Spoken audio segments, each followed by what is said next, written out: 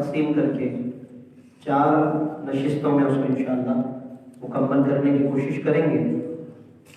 تو آج اس سلسلے میں پہلے سپارے سے پہلا پاؤ 1/4 یعنی آج زیر گفتگو ہے۔ سب سے پہلے اس میں سورہ فاتحہ ہے، اور چونکہ اسی سے قرآن مجید کا جس کو ہم ترتیب سے تلاوت کرتے ہیں اس کا آغاز ہے، اس لیے اس کو سورہ فاتحہ کہتے ہیں۔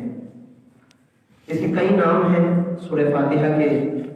سورہ منجیہ بھی ہے، ام القرآن، سبع مثانی بھی ہے، سورۃ الدعاء بھی ہے، شافیہ بھی ہے، کافیہ بھی ہے۔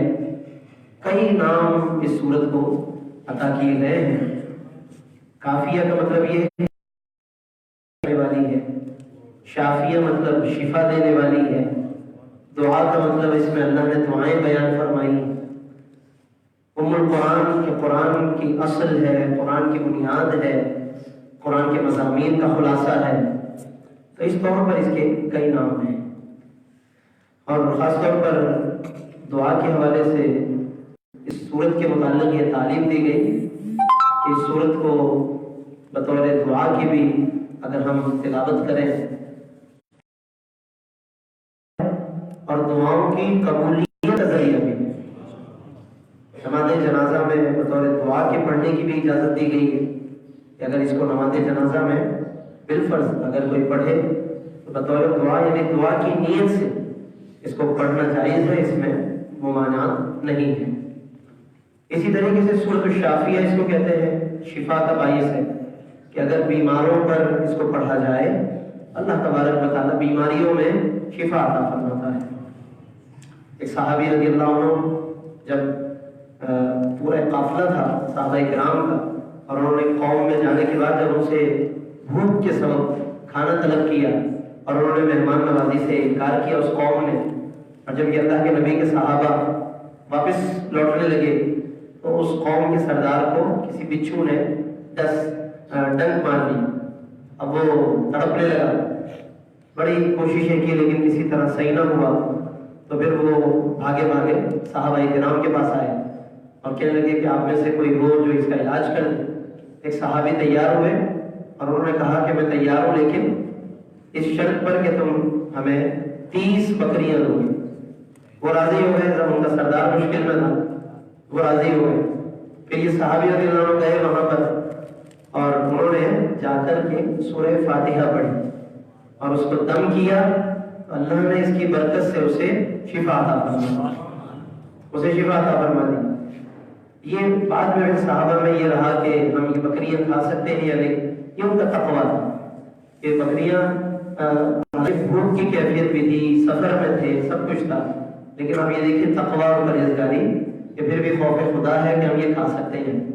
طے یہ ہوا کہ حضور علیہ السلام سے پوچھیں گے، جب ہم لوٹیں گے سردار سے پوچھیں گے کہ اب ہم یہ کھا سکتے ہیں یا نہیں۔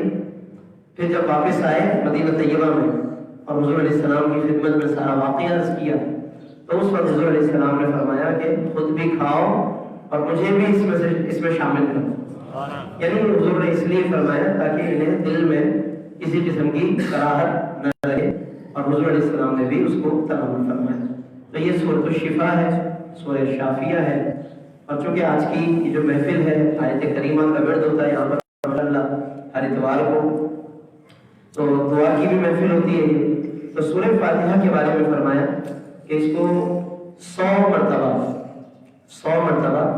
اس سورت کو تلاوت کر کے جو دعا کی جائے اللہ رب العالمین اس دعا کو قبول فرماتا ہے۔ یہ بھی روایتوں میں ہے۔ تو اس لیے سورہ فاتحہ کی یقیناً بہت ساری برکتیں ہیں، رحمتیں ہیں۔ ہر نماز میں ہم اس کو، ہر رکعت میں اس کو ہم تلاوت کرتے ہیں۔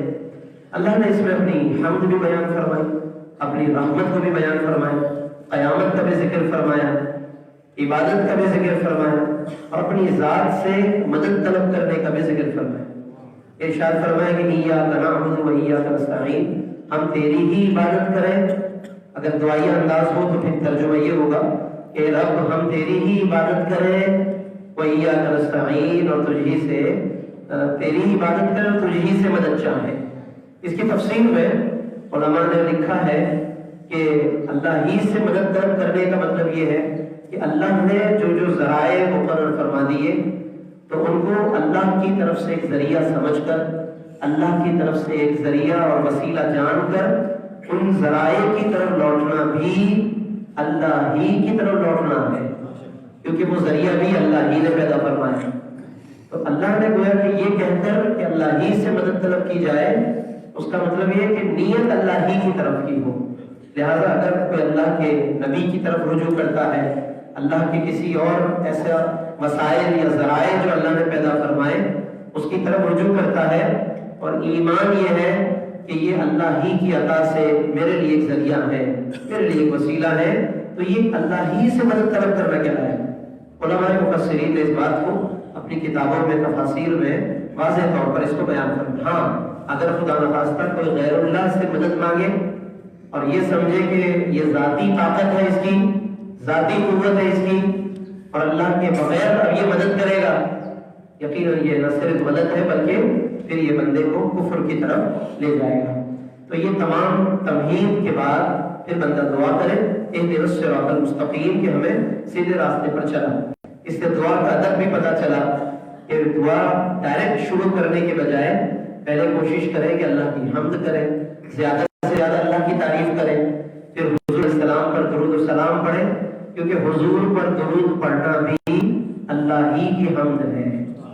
یہ بات یاد رکھیے، حضور پر جب ہم درود پڑھتے ہیں، حضور کے کمالات بیان کرتے ہیں، تو یہ اللہ ہی کی حمد ہے، اللہ ہی کی تعریف ہے۔ کیوں کہ ہم گویا یہ اظہار کرتے ہیں کہ جب اللہ کی مخلوق میں اتنا کمال ہے، اتنے حسن و جمال کے ساتھ حضور علیہ السلام کی شخصیت ہے اور اتنے کمالات ہیں، تو خود ان کے خالق کا کیا کمال ہوگا، خود اللہ کا کیا مقام و مرتبہ ہوگا۔ تو اس لیے حضور کی تعریف بھی اللہ ہی کی تعریف ہے۔ علماء نے فرمایا کہ حضور کا ایک نام ذکر اللہ بھی ہے، حضور کا ایک نام ذکر اللہ، اللہ کا ذکر، اللہ کی یاد دلانے کا ذریعہ ہے۔ تو حضور ذکر اللہ بھی ہے کہ جب حضور کا ذکر کرتے ہیں تو یہ اللہ کی مدح سرائی ہے، اللہ کی حمد ہے۔ تو اس لیے دعا کے آداب میں ہے کہ اللہ کی حمد بھی کی جائے اور درود السلام بھی پڑھیں، پھر اپنی دعائیں پیش کریں، جیسے قرآن نے بتایا اہدنا الصراط المستقیم، کہ ہمیں سیدھے راستے پر چلا۔ سیدھا راستہ کیا ہے؟ تو یہ بھی قرآن نے واضح کر دیا کہ صراط الذین انعمت علیہم۔ اس میں پھر اللہ نے اپنے بندوں کی طرف لوٹایا، نیک بندوں کی طرف لوٹایا۔ اس سے معلوم ہوتا ہے کہ اللہ کے نیک بندے کتنے اہمیت کے حامل ہیں ہماری ہدایت کے لیے، ہماری رہنمائی کے لیے۔ آج کل سوشل میڈیا پر کچھ اس طرح اور کلپس بناتے ہیں اور اس کو پھر وائرل کرتے ہیں، اس میں کبھی اللہ کے نیک بندوں، کبھی فقہاء پر، کبھی اولیاء امت پر، کبھی حضور داتا علی اجمیری پر، کبھی ان کی کشف المحجوب پر، نہ جانے کس کس پر عجیب و غریب باتیں کر کے، کامنٹ کر کے، پھر وہ ایسے ایسے کلپس بناتے ہیں اور لوگوں کو اس طرف گویا کہ لانے کی کوشش کرتے ہیں کہ ان صالحین یا ان لوگوں کی طرف جانے کی ضرورت نہیں ہے۔ پھر یہ بھی تلقین کرتے ہیں کہ آپ ڈائریکٹ قرآن پڑھیں، ڈائریکٹ حدیث پڑھیں، بس خود ہی جو سمجھ میں آ جائے خود ہی پڑھیں اور چلتے رہیں۔ اگر ایسی بات ہوتی پھر اللہ والوں کا کوئی مقام نہ ہوتا۔ سورہ فاتحہ میں اللہ پہلے صفحے پر یہ بات نہ فرماتا کہ ہمیں سیدھے راستے پر چلا۔ سیدھا راستہ کون سا ہے؟ صراط الذین انعمت علیہم، راستہ ان بندوں کا کہ جن پر مولا تو نے انعام فرمایا۔ تو جن بندوں پر اللہ نے انعام فرمایا وہ ہمارے لیے سیدھے راستے کا ذریعہ ہے، وہ ہمارے لیے صراط مستقیم کی رہنمائی کا باعث ہے۔ تو یہ سورہ فاتحہ کے مضامین ہیں۔ باقی جن پر اللہ نے غضب کیا، جو گمراہ ہو گئے، ان کے راستے سے بچنے کا بھی اس میں اشارہ فرما دیا، غیر المغضوب علیہم والضالین کہہ کر، اور پھر اس کے بعد آمین کہنا چاہیے۔ سنت ہے یہ، جب اس کو ہم سنیں یا خود تلاوت کریں تو اس کو ہمیں آمین کے ساتھ اس کو مکمل کرنا چاہیے۔ آمین کا مطلب ہوتا ہے کہ اللہ تو اس کو قبول فرما لے۔ تو اس صورت کی بڑی اہمیت ہے، بڑی اس کی برکتیں ہیں، بڑی اس کی رحمتیں ہیں۔ اس کے مضامین کو ہمیں سمجھنے کی کوشش کرنی چاہیے۔ پھر اس کے بعد سورہ بقرہ کا آغاز ہوتا ہے۔ سورہ بقرہ قرآن مجید کی سب سے طویل سورت ہے، یہ سب سے طویل سورت ہے، 286 آیتیں ہیں اور 40 رکوع پر مشتمل یہ سورت ہے۔ اس سے بڑی ظاہر ہے کہ پورے قرآن میں کوئی سورت نہیں۔ اس کی بھی بڑی فضیلتیں آئی احادیث مبارکہ میں۔ اللہ کے نبی صلی اللہ علیہ وسلم نے فرمایا کہ جس گھر میں سورہ بقرہ پڑھی جائے اس گھر سے شیطان دور ہو جاتا ہے، اور فرمایا کہ جادوگر اپنے مقاصد میں اس سورت کا مقابلہ نہیں کر سکتے۔ کر رہا ہے اور گھر میں یہ سورت پڑھی جاتی رہے تو فرمایا کہ جادوگر اپنے جادو میں اس سورت کا مقابلہ نہیں کر سکتے۔ تو اس لیے آج جو گھر گھر میں مشکلات ہیں، لوگ پریشانی کے عالم میں بھی ہیں، یہاں آیت کریمہ میں بھی ماشاءاللہ بہت سے احباب اپنے اپنے مقاصد کے لیے تشریف لاتے ہیں، تو کوشش کریں کہ سورہ بقرہ کی تلاوت گھر میں جاری رکھیں۔ اپنے بچوں کو بھی کہیں کہ وقتاً فوقتاً وہ اس کا ختم شریف کرتے رہے۔ ویسے تو آئیڈیل یہ ہے کہ روزانہ ایک مرتبہ پوری تلاوت کر لی جائے، لیکن اگر اس میں پوری سورت تلاوت کرنے میں، کیونکہ تقریباً 2.5 سپارے پر مشتمل یہ سورت ہے، اگر پوری سورت روزانہ مکمل کرنے میں مشکلات ہوں تو بس تھوڑی تھوڑی جتنی بھی ہو سکے روز اس کی تلاوت کریں۔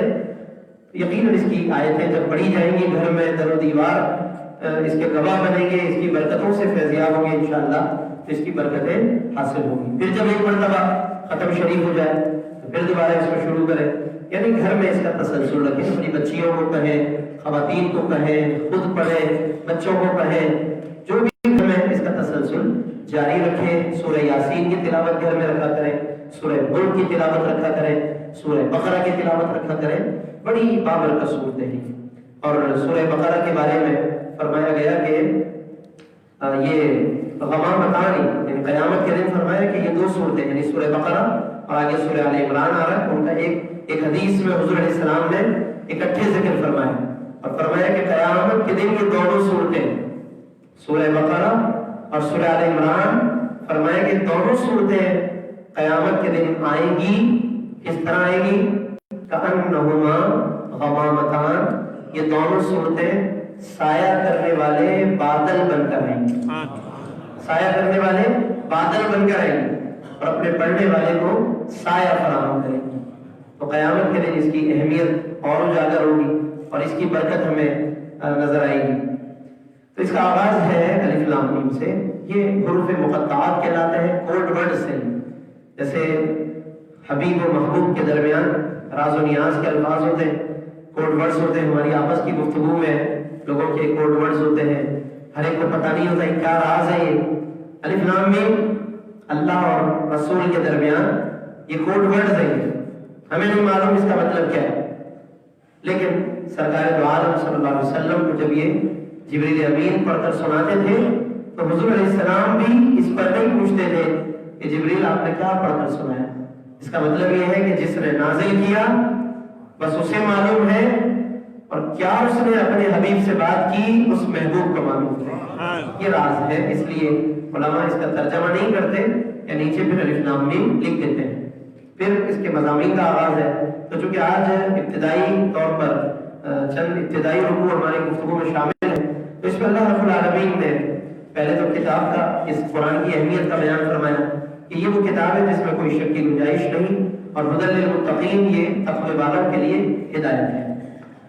اب یہاں پر ایک سوال ہے کہ یہ قرآن فرمایا کہ تقوی والوں کے لیے ہدایت ہے، تو تقوی والے تو پہلے ہی ہدایت پر ہوتے ہیں۔ تقوی والا تو وہ ہوتا ہے کہ جو پہلے ہی ہدایت پر ہو، تو اللہ فرما رہا ہے کہ یہ کتاب تقوی والوں کے لیے ہدایت ہے، تو بظاہر ہونا تو یہ چاہیے کہ یہ قرآن گناہ گاروں کے لیے ہدایت ہے، گناہ گاروں کے لیے ہدایت ہے، لیکن کیا فرمایا کہ یہ تقوی والوں کے لیے ہدایت ہے۔ تو تقوی والا تو پہلے ہی ہدایت پر ہوتا ہے۔ علماء نے اس کے جواب میں فرمایا کہ قرآن کی ہدایت 2 طرح سے ہے، ایک وہ ہدایت ہے جو گناہ گاروں کے لیے ہوتی ہے، اس کے لیے قرآن میں ایک جگہ فرمایا ہدی للناس، یہ قرآن سارے لوگوں کے لیے ہدایت ہے۔ اب اس میں سب آ گئے، یہ قرآن کی ایک الگ تجلی ہے جو سب کے لیے ہے، مگر اسی قرآن کی ایک ہدایت الگ ہے، اور وہ ہدایت ہوتی ہے خاص لوگوں کے لیے، کہ جو پہلے سے دل جمعی سے اس کی محبت میں آ جائے تو پھر اللہ کی یہ کتاب اس پہ خصوصی تجلی فرماتی ہے. تو یہاں پر خصوصی تجلی کا ذکر ہے کہ الگ سے وقت نکالیں، الگ سے اہتمام کریں، الگ سے اس کو ٹائم دیں، اس کو اہمیت دیں، اس سے محبت کریں. تو پھر دیکھیے کہ ہمیں اور آپ کو ہماری توقعات سے بڑھ کر ہمیں ہدایت دے گی ہے. تو اس لیے اس کی ایک ہدایت عام ہے. ہم نے کہیں بھی قرآن پڑھا، برکت ہو گئی، رحمت ہو گئی، کوئی بات سنی، عمل کر لیا، فائدہ ہو گیا. یوں یہ کتاب اجر و ثواب کے اعتبار سے، رہنمائی کے حوالے سے کبھی بھی مایوس نہیں کرے گی. لیکن اگر خصوصی تجلی چاہیے، خصوصی برکت چاہیے، خصوصی ٹائم دیجیے اس کو. پچھلے درس میں ہم نے حضرت صاحب النورانی رحمۃ اللہ علیہ کا ذکر کیا تھا، جو بڑے جلیل القدر تابعین میں سے ہیں. اتنی محبت قرآن سے کہ صبح و شام قرآن پڑھتے تھے. اور ان کی ایک دعا تھی، جو دعا ان کی موت کے بعد لوگوں نے اس کی قبولیت دیکھی، کہ جب ان کو دفنانے والوں نے دیکھا کہ تدفین کے بعد ایک سلپ جو ہے قبر میں گر گئی، نکالنے کے لیے اندر گئے، حضرت صاحب النورانی کو دیکھا کہ ابھی تدفین ہوئی ہے اور کھڑے ہو کر قبر میں نماز پڑھ رہے ہیں. کھڑے ہو کر قبر میں نماز پڑھ رہے ہیں. بعد میں جب ان کے گھر میں پتہ کیا تو پتہ چلا، ان کی بیٹی نے بتایا، ہمارے والد انتہائی محبت رکھتے تھے قرآن سے، راتوں میں اٹھ کر قرآن پڑھتے تھے اور ایک دعا کرتے تھے کہ اللہ اگر تم نے کسی کے لیے یہ نعمت رکھی ہے کہ وہ قبر میں نماز پڑھے، اے اللہ مجھے بھی اس میں شامل فرما. اللہ نے میرے والد کو یہ مقام دیا کہ وہ قبر میں نماز بھی پڑھتے ہیں اور اس میں قرآن بھی پڑھتے ہیں. یہ ہے ہدی للمتقین، کہ تقوی والوں کے لیے بھی ہدایت ہے، یعنی انہیں خصوصی ہدایت ملتی ہے. ہم محبت کریں اس قرآن سے. ورنہ کسی نے بہت اچھی بات کہی کہ یہ قرآن اس ذات کی کتاب ہے جو ذات بے نیاز ہے. تو اللہ بھی بے نیاز ہے، اس کی کتاب بھی بے نیاز ہے. جو اس کو چھوڑ دیتا ہے تو یہ کتاب بھی اسے چھوڑ دیتی ہے. اس کی بے نیازی سے ڈرنا چاہیے. کوشش کریں کہ روز اس کا معمول بنائیں، روز اس کو پڑھیں، اس کی برکتیں بھی اٹھائیں اور اس پر عمل کرنے کی بھی کوشش کریں. پھر اس میں اللہ نے متقین کی علامتیں بتائی، جو غیب پر بن دیکھے یعنی ایمان لاتے ہیں، نماز کو قائم کرتے ہیں اور اللہ کے دیے ہوئے میں سے خرچ کرتے ہیں. یہ متقین کی صفات ہیں. اس میں ایک صفت کا بس میں مختصر ذکر کروں کہ وَيُقِيمُونَ الصَّلَاةَ، جو نماز کو قائم کرتے ہیں. ایک نماز پڑھنا ہے اور ایک نماز قائم کرنا. پڑھنا تو وہی ہے جو ہم پڑھ لیتے ہیں، آئے اور پڑھ لی، پتہ بھی نہیں چلا، چلے گئے، اس نماز کی کیفیت محسوس کیے بغیر چلے گئے، یہ پڑھنا ہے. لیکن ایک نماز کا قائم کرنا کہلاتا ہے. تو قائم کرنا یہ ہے کہ تم نماز اس طرح پڑھو کہ تمہیں اور تمہارے دل میں محسوس ہو کہ ہم نماز پڑھ رہے ہیں. کانکا تراؤ، ان تعبد اللہ کانکا تراؤ، کہ تم اللہ کی عبادت اس طرح کرو کہ گویا کہ اللہ کو دیکھ رہے ہو. تو کم سے کم درجہ، کم سے کم اتنا تو ہے کہ ہم نماز پڑھیں ہمیں محسوس، ہماری توجہ رہے نماز کی طرف. یہ اقامت الصلاۃ کہلاتا ہے. اپنے ذہن کو حاضر رکھنے کی کوشش کریں اور کوشش کریں کہ ہم محسوس کریں کہ ہم کہاں کھڑے ہیں، کیا کر رہے ہیں، کیا پڑھ رہے ہیں. تو یہ کوشش کرنا ضروری ہے. اسی لیے نماز سے پہلے کچھ سنتیں بھی رکھی گئی، وضو رکھا گیا تاکہ یہ ہمارے ذہن کو بنانے میں مدد دے سکے. ایسا تو نہیں ہے کہ اچانک آئے نماز شروع ہو گئی، نہیں، ہم پہلے سے وضو کے لیے تیار ہوتے ہیں، پھر آ کے مسجد میں بیٹھتے ہیں، پھر کوئی سنتیں پڑھتے ہیں. یہ ذہن کو تیار کرنا ہے. تو یہ سب اللہ نے مدد فرمائی ہے ہماری. ہم پھر بھی آمادہ نہیں، پھر بھی نماز کے اندر آنے کے بعد پھر بھی وسوسے رہتے ہیں. تو اس کا مطلب یہ ہے کہ ہم پوری طرح آمادہ نہیں ہوتے. تو اس لیے ضروری ہے کہ ہم پوری توجہ سے نماز پڑھیں. پھر اس کے بعد اللہ رب العالمین نے کچھ کفار کا ذکر کیا کہ جن کے دلوں پہ مہر لگ گئی، انہیں باتیں اثر نہیں کرتی، توجہ نہیں کرتے، غفلت میں رہتے ہیں. ظاہر ہے کہ ان لوگوں کو پھر یہ قرآن ہدایت، ان کو قرآن سے ہدایت نہیں مل پاتی. تو ہماری بھی ذمہ داری ہے کہ ہم ان آیتوں کو سنتے ہوئے کوشش کریں کہ ان لوگوں کا جن کا انجام برا ہوا، ہم ان کو سامنے رکھ کر اپنا بھی ہم خوف کریں، اپنے انجام سے بھی ڈریں، اور ہم ان میں شامل ہونے کی بجائے متقین میں شامل ہونے کی کوشش کریں۔ پھر اس کے بعد اگلے رکوع میں منافقین کا ذکر۔ منافقین کا مطلب ایک اعتقادی منافق ہوتا ہے جو عقیدے میں منافق ہوتا ہے، ظاہر میں کچھ عقیدہ ہے، باطن میں کچھ عقیدہ ہے، اور اللہ سے پناہ مانگنی چاہیے اس نفاق سے کہ جو کفر تک لے جاتا ہے۔ عقیدے کا نفاق، عقیدے کی منافقت یہ آدمی کو کفر میں لے جاتی ہے، اور ایک نفاق ایک عملی ہوتا ہے، آدمی کے عمل میں منافقت آ جاتی ہے، جیسے جھوٹ بولتا ہے، دھوکہ دیتا ہے، خیانت کرتا ہے یا گالی گلوچ کرتا ہے، یہ نفاق عملی ہے۔ ہمیں دعا کرنی چاہیے کہ اللہ ہمیں نفاق اعتقاد سے بھی محفوظ رکھے اور اللہ ہمیں منافقت عمل سے بھی محفوظ رکھے۔ تو ان دونوں سے بچنے کا طریقہ کیا ہے؟ متقین میں آنا ہے۔ متقین وہی ہے کہ جو عقیدے کے نفاق سے بھی بچ گئے اور عمل کے بھی نفاق سے بچ گئے، کیونکہ متقی وہ ہے، صحیح معنی میں متقی وہ ہے جو اللہ سے ڈرنے والا، حضور کا متبع، مطیع و فرما بردار۔ اور میں ایک بات آپ کو یہ بھی عرض کروں متقین کے بارے میں کہ متقی وہ ہے جو اطاعت رسول کے ساتھ ساتھ حضور کا ادب بھی کرنے والا ہو، حضور کی تعظیم، یہ تقوی کی پہچان ہے۔ سورہ حجرات میں اللہ نے فرمایا جو نبی کی تعظیم کرتے ہیں، فرمایا اولئک الذین امتحن اللہ قلوبہم للتقوی، تعظیم کرنے والوں کا ذکر کرنے کے بعد فرمایا کہ یہی وہ لوگ ہیں کہ جن کے دلوں کو اللہ نے تقوی کے لیے چن لیا ہے۔ تو یہ دیکھیے اللہ نے تقوی کے لیے کس دل کو چنا؟ جس دل میں اللہ نے اپنے حبیب کی تعظیم دیکھی۔ تو اس لیے دلوں میں تعظیم مصطفیٰ بھی ہو، عمل میں اطاعت مصطفیٰ ہو، تو قیامت میں بھی شفاعت مصطفیٰ ملے۔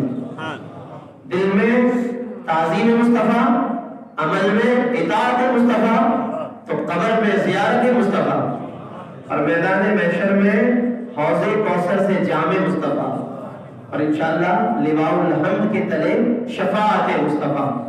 تو اس کی ان سب نعمتوں کے لیے آج ضرورت ہے کہ ہم تقویٰ پیدا کریں اور قرآن سے اپنے رشتے کو مضبوط کریں۔ تو یہ درمیان میں پھر منافقین کا اور ان کی مثالوں کو بھی اللہ نے بیان فرمایا، جس کی پھر یقیناً تفصیل میں جائیں تو پھر وہ ایک الگ مضمون ہے۔ پھر اس کے بعد اگلے رکوع کے اندر سب سے پہلے تو اللہ نے ابتدائی اپنی تعریف اور ثنا بیان کرنے کے بعد کس طرح اس نے زمین کو بنایا، آسمان کو بنایا، یہ ساری چیزیں بیان کرنے کے بعد پھر اللہ نے اس کتاب کی تعریف فرمائی کہ جس میں کوئی شک نہیں، اور فرمایا کہ اگر تم میں ہمت ہے، یعنی جو انکار کرنے والے ہیں، تو فرمایا کہ اس جیسی ایک صورت بنا کے لیاؤ، اس جیسی ایک صورت۔ اچھا یہ چیلنج بھی بعد کا ہے، اس سے پہلے اللہ نے چیلنج دیا کہ اس جیسی کتاب لے کر آؤ، نہیں لا سکتے۔ پھر چیلنج میں کمی کی 10 صورتیں لے کر آؤ، نہیں کر سکتے، پر میں ایک صورت بنا کے لے آؤ۔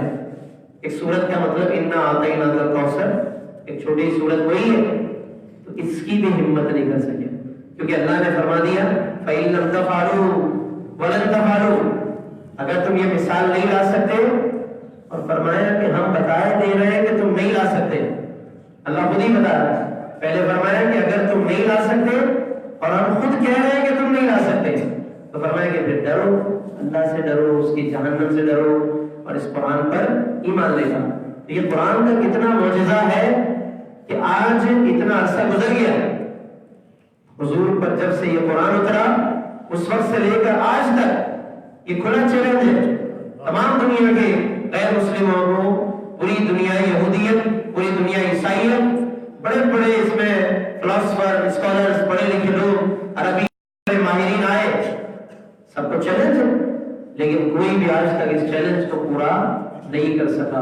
اور اگر تاریخ میں کبھی کسی نے اس جیسی کوئی کتاب بنانے کی کوشش بھی کی تو خود اس کی قوم نے اس کا مذاق اڑایا کہ کیسی عربی بنائی ہے، یا تو اسی میں سے چڑائی یا پھر عجیب و غریب باتیں کر کے کچھ صورتیں بنانے کی کوشش کی، لیکن وہ مذاق بنا ان کا اور قوم نے اس کو رد کر دیا۔ آج تک اس قرآن کا بڑا معجزہ ہے کہ یہ خود اپنی آپ ایک مثال ہے، اور اس جیسی کوئی کتاب نہ کبھی کوئی لا سکا ہے، نہ قیامت تک کوئی لا سکے گا۔ یہ الحمدللہ ہم صاحبان ایمان کے لیے، ہمارے ایمان کی، اطمینان کی، اللہ کی وحدانیت کی، حضور کی رسالت کی اور اسلام کی حقانیت کی ایک سب سے روشن ترین دلیل ہے جو ہم صاحبان ایمان کے پاس الحمدللہ موجود ہے۔ پھر اللہ رب العالمین نے اس میں یہ بیان فرمایا کہ اللہ مثالیں بیان کرنے سے حیا نہیں فرماتا، اور اسی میں پھر آگے فرمایا یضل بہ کثیرا ویہدی بہ کثیرا. ان مثالوں کے ذریعے بہت سے لوگوں کو یہ مثالیں گمراہ کر دیتی ہیں، بہت سے لوگوں کو ہدایت دے دیتی ہے. یا اللہ بہت سے لوگوں کو ان مثالوں کے ذریعے گمراہ فرما دیتا ہے، بہت سے لوگوں کو ہدایت دے دیتا ہے. یہاں پر ہمیں یہ سمجھنا چاہیے کہ مثالیں قرآنی جو ہوتی ہیں، امثلہ قرآنیہ، قرآن میں جو مثالیں دی گئی، جو مضامین بیان کیے گئے، اس سے ہدایت بھی ملتی ہے. اور اگر کوئی صحیح سے اس سے تعلق نہ رکھے، اپنے مفادات کا تعلق ہو، تو پھر بہت سے لوگ بھٹک بھی جاتے ہیں.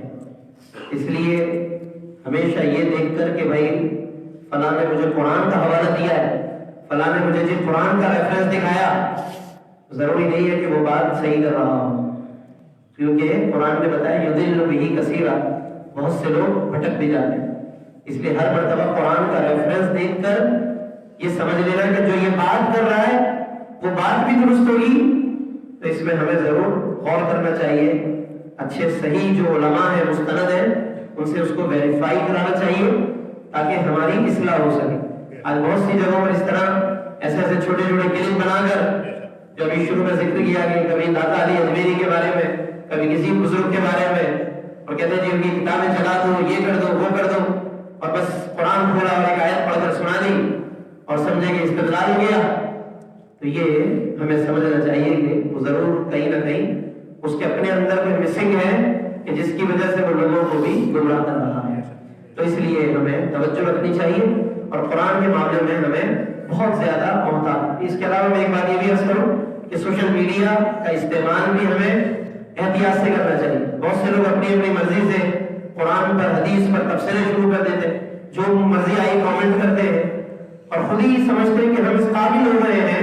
کچھ عربی سیکھ لو، کہتے ہیں 30 لفظ روزانہ 40 لفظ یاد کر لو، ڈکشنری یاد کر لو، اور بس اس کے بعد خود ہی کہتے ہیں جی ترجمہ کرو.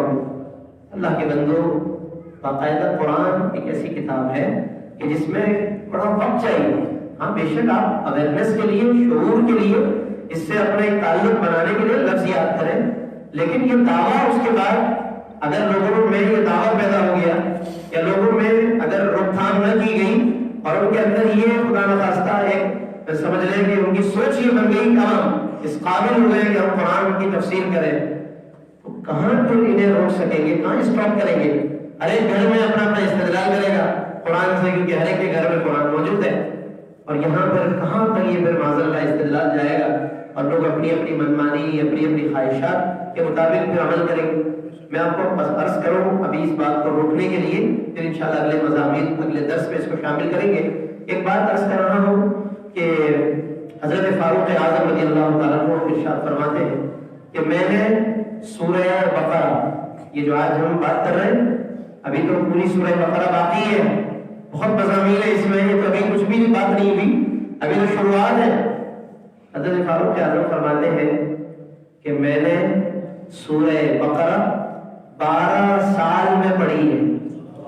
اب آپ اندازہ کریں، مطلب 12 سال کیوں لگ گئے ہو؟ بھائی خود بھی وہ عربی تھے، ان کا خاندان عربی نسل ہے، خالص عربی ہے وہ. 12 سال کس چیز میں لگ گئے ہو؟ تو یہ گہرائی ہے قرآن کی، یہ قرآن کی تفسیر ہے، اس کی گہرائی ہے. ورنہ انہیں مضمون سمجھنے میں، الفاظ کے معنی میں انہیں کیا پرابلم ہے؟ اگر کوئی یہ سمجھتا ہے کہ قرآن کے صرف ترجمہ اور لفظ یاد کر کے ہو گئی تفسیر قرآن کی اور بس لیا، یاد رکھیے کہ ایسا نہیں ہے. یہ اس کے لیے بڑا وقت چاہیے، اور جو علماء اس کے لیے پوری محنت کرتے ہیں، پوری زندگیاں لگا دیتے ہیں. آج لوگ 2 مہینے 6 مہینے پڑھ کر ان علماء کو چیلنج کرتے ہیں اور ان کو باقاعدہ وہ نشانے پر لے کر سوشل میڈیا پہ کلپ بناتے ہیں اور اپنی پھر وہ 6 مہینے کا کورس کر کے، 1 سال کا کورس کر کے سمجھتے ہیں کہ ہم نے فہم قرآن حاصل کر لیا ہے. تو اس لیے دوستو، اس میں ہمیں بہت زیادہ حساس رہنا چاہیے، بہت زیادہ محتاط ہونا چاہیے. حضرت فاروق اعظم نے فرمایا کہ 12 سال میں نے اس قرآن کو پڑھا ہے، یعنی سورہ بقرہ کی صرف بات کر رہا ہے، باقی مضامین کا تو کیا ہی کہنا ہے.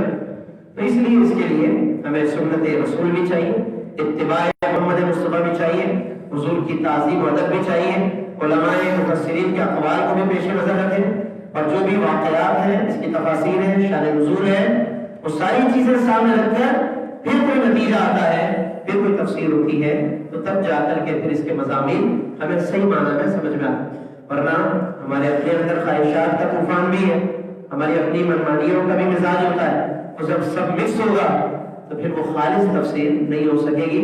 خالص تفسیر ان لوگوں نے کی جو صالحین امت ہیں، جن کے دل پاک تھے، جن کے دلوں میں تقویٰ تھا، ائمہ ربانیین تھے، وہ ائمہ مجتہدین تھے، اسی لیے اللہ نے ان سے بہت بڑا کام بھی لے لیا اور ان کے فالوورز اللہ نے پوری دنیا میں پھیلا دیا۔ اگلے مضامین میں انشاءاللہ تخلیق آدم کا ذکر کریں گے، حضرت آدم علیہ السلام کا واقعہ کیا ہے، کس طرح ان کی تخلیق ہوئی، فرشتوں کا جو واقعہ ہے حضرت آدم کی تخلیق کے حوالے سے، اور خاص طور پر بھی اس سے اگلے رکوع میں بنی اسرائیل کا بھی پھر ذکر آئے گا۔ تو اسرائیل اور بنی اسرائیل کے حوالے سے تعارف کیا ہے، کیا کیا اللہ نے ان پہ نعمتیں فرمائی، یہ بنیادی طور پر 2-3 مضامین میں انشاءاللہ اگلے اتوار کو جب ہم حاضر ہوں گے اگلے درس میں اس کو انشاءاللہ شامل گفتگو کریں گے۔ کوشش کریں گے یہ جو آج گفتگو ہوئی، جو تعلق بالقرآن کی بات ہوئی اور تعلق بالرسول کی بات ہوئی، اور جس ڈائریکشن اور جس انداز سے ہمیں محتاط ہو کر چلنا ہے، اپنے بچوں کی تربیت کریں سوشل میڈیا کے استعمال کے حوالے سے، اور جو آزادی کی فضا ہے اس وقت، جو جس طرح زبان پر آیا، جیسے منہ میں آیا تبصرہ کر دیا اللہ کے نیک بندوں کے بارے میں، یہ جو آزادی کی ایک عجیب و غریب لہر ہے، فضا ہے، اس کو کنٹرول کرنے کے لیے آج جو ہماری ذمہ داری ہے بچوں پر کڑی نظر رکھنے، تربیت کے حوالے سے، تو اس پر بھی ہمیں اس پورے پیغام کو لے کر یہاں سے ہمیں اٹھنا چاہیے تاکہ ہم اچھے طریقے سے اپنے دین کو سمجھ سکیں اور اللہ اور اس کے رسول کے صحیح معنی میں مطیع و فرما بردار بن سکیں۔ اللہ تبارک و تعالیٰ ہم سب کو عمل کرنے کی توفیق عطا فرمائے، اس نشست کو بھی اپنی بارگاہ میں قبول فرمائے، اور ہمارے ماشاءاللہ قاری اسلم چشتی صاحب یہاں پر جو ایک پورا سیٹ اپ ہے آیت کریمہ کا، اور خواتین کے لیے بھی ماشاءاللہ جو انتظام ہے، اور ماشاءاللہ پوری کوشش ہے ان کی اور ایک پورا اہتمام ہے، اللہ ان کی کوششوں کو بھی اپنی بارگاہ میں قبول و منظور فرمائے۔ آمین۔ وآخر دعوانا الحمدللہ۔